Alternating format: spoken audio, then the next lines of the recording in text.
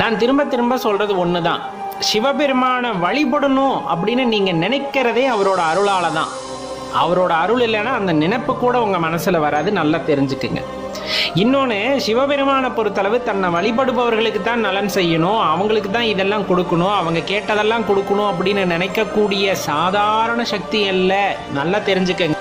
நீங்க சாதாரணமா அந்த சக்தியை எடை போட்டு விட முடியாது, நல்லா தெரிஞ்சுக்கங்க. தன்னை வழிபட்டாலும் சரி, தன்னை வழிபடாவிட்டாலும் சரி, தன்னை நிந்தித்தாலும் சரி, தன்னை நினையாதவர்களுக்கும் சரி, எது அவர்களின் வாழ்க்கைக்கு தேவையோ, அடுத்த கட்ட முன்னேற்றத்திற்கு செல்வதற்கு அவர்களுக்கு எது தேவையோ அதை பார்த்து பார்த்து கொடுப்பவர் எம்பெருமான் ஈசன். அவர்கிட்ட போய் நீங்க மடியேந்தி பிச்சை கேட்கணும்னு அவசியம் கிடையாது.